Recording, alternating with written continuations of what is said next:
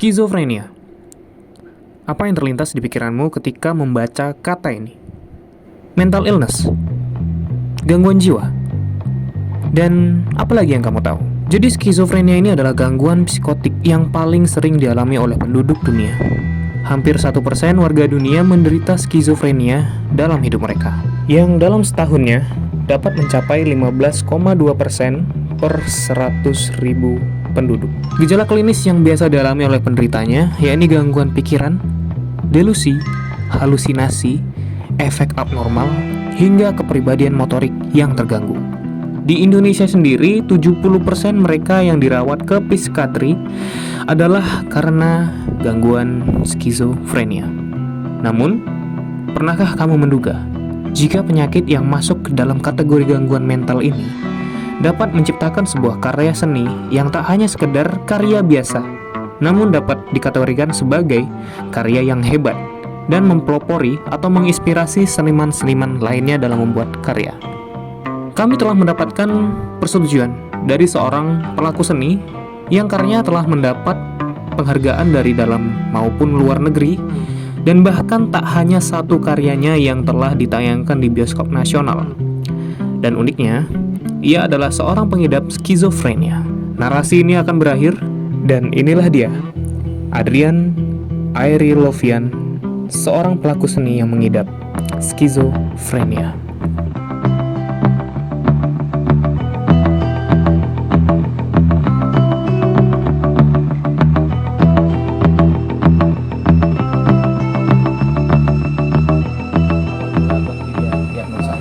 Awal mula diagnosa itu gimana ya, waktu itu saya mulai merasakan keanehan dalam diri itu ketika sejak masih kecil sebenarnya. Ketika SD itu saya mengalami beberapa istilahnya, bagi sebagian orang awam itu mengatakan wah itu delusi atau halusinasi dan segala macam, dan suara-suara segala macam. Namun yang men-trigger itulah ketika saya berada di Jakarta. Di saat saya sendiri, itu kayak hidup itu kayak merasa tidak stabil, dan suara saya merasakan berbagai macam pengaruh-pengaruh suara, dan bahkan yang anehnya adalah saya mengalami disorientasi terhadap waktu. Kok tiba-tiba saya lupa mengenai waktu dan segala macam, semua pembicaraan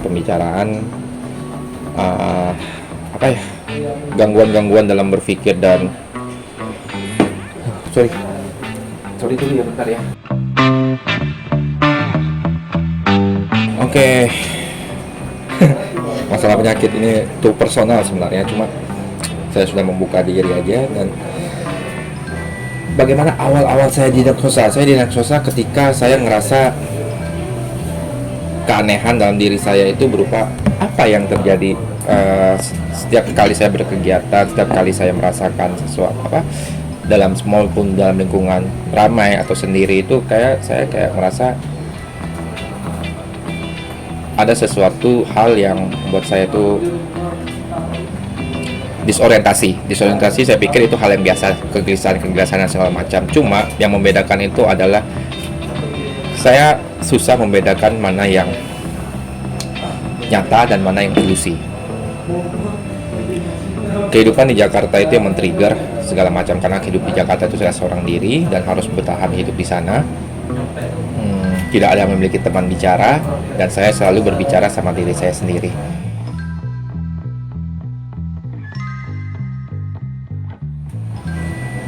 Untuk membedakan mana yang ilusi dan mana yang real, saya coba memetakan apa yang suara-suara, gimana ya aku ngomongnya ya, Don ya, anjir lah ngomongnya ya. Pertanyaanmu itu setelah didiagnosa ya, karena aku butuh pertolongan saat itu. Aku bingung mana yang sebenarnya yang aku dengar, apakah si Danu mau ngomong seperti itu hanya, atau di kepalaku yang ngomong seperti itu. Ada berbagai macam suara. Setidaknya aku bisa memetakan ada 3 macam suara yang di kepalaku. Pertama ada suara seorang nuansa perempuan, anak kecil, dan seorang pria dewasa. suara-suara itu kadang saling mengganggu dalam segala macam aktivitas dan cenderung mempengaruhi aktivitas yang sedang saya jalani. Yang membuat saya untuk mengambil pengobatan ketika saya menjadi semakin agresif.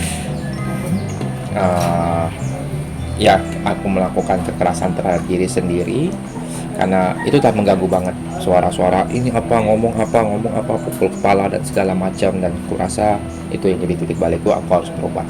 Nah, ketika aku berobat, konsultasi pada seorang psikolog menyarankan aku untuk next level ke psikiater.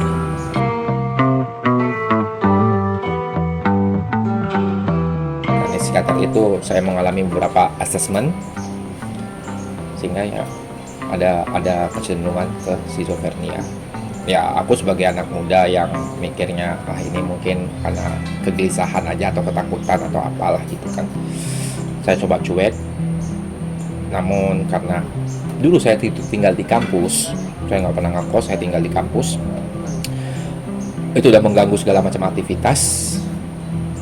Karena sikap agresif dan impulsif itu, ya udah, aku harus berobat psikiater. Kemudian aku lakukan konseling lagi, psikiater memberikan beberapa obat-obatan, dan aku disarankan untuk di monitoring, artinya aku harus dirawat.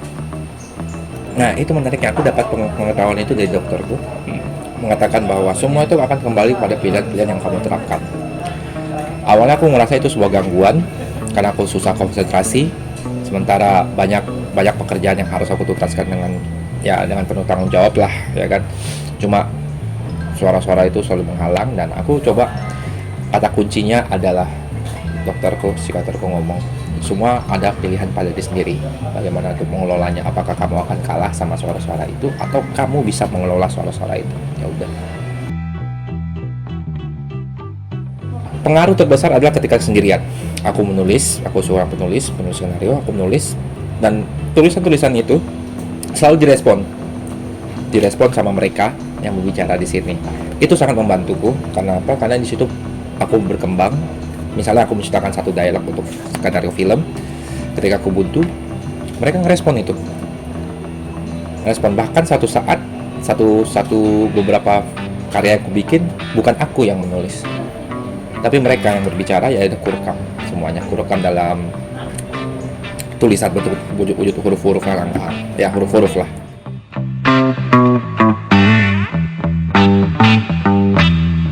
Oke, kita sebut aja lah beberapa nama yang dibisik-bisikan. Aku memberikan nama. Nama pertama itu adalah nama Sri, kedua itu adalah nama Baba, Dul Baba, yang ketiga itu nama Ruce. Ruce ini yang pertama datang yang bisa saya identifikasi karena sifat kekanak-kanakan. Dul Baba ini yang dia selalu senang untuk berbicara, dia paling banyak dominasi berbicara di ranah ilmiah, pengetahuan. Sri ini yang sifatnya terlalu melankolia. Jadi kalau kebanyakan untuk masalah karya itu Sri yang maju biasanya Sri yang maju. Ini bukan multiple personal disorder ya, bukan keadaan ganda atau gimana, tapi itu kayak semacam tuntunan lah. Sri itu yang selalu manfaatkan, karena kata kunci psikiater itu adalah rangkul mereka, bawa mereka, melakukan hal yang positif dengan mereka, karena mereka itu butuh eksistensial, mereka itu butuh ruang, dan kamu tidak bisa mengalahkan kehadiran mereka. Kamu bisa sembuh, tidak bisa. Schizophrenia itu susah sembuh, dan itu tidak akan hilang. Jadi bagaimana aku harus menerima takdir, menerima mereka. Mengenai serial terakhir, itu satu potret kehidupanku di Jakarta, dan Sri coba menangkap itu. Jadi bentuknya ceritanya seperti itu. Karena zaman itu kayaknya anak-anak muda suka dengan kekerasan dan segala macam, ya udah buat di situ. Sri yang mengambil peran untuk mengambil gitu. Jadi kalau ini kayak dia bersuara kayak gitu, dia bilang ya dia senang, happy aja kalau. Tapi aku sadar itu bukan aku yang menulis, makanya secara etis aku tidak menempatkan nama. Kak Upi waktu itu saudara, ya aku silakan kepada beliau, silakan gunakan namamu aja lah. Yang penting nomor rekening tidak berubah. Jadi ketika ditanya mana karya-karyamu, aku nggak bisa mengklaim karya-karyaku dan segala macam, karena banyak yang berpihak di sana. Dan aku secara etis, aku punya prinsip. Aku akan tulis apa yang aku tulis sebagai sosok Adrian, bukan atas bantuan-bantuan yang lain.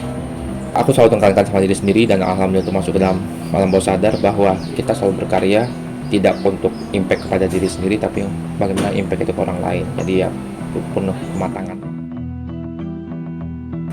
Mental illness itu hal yang serius, tapi semua tuh tergantung pada gimana kamu mengelolanya sebenarnya.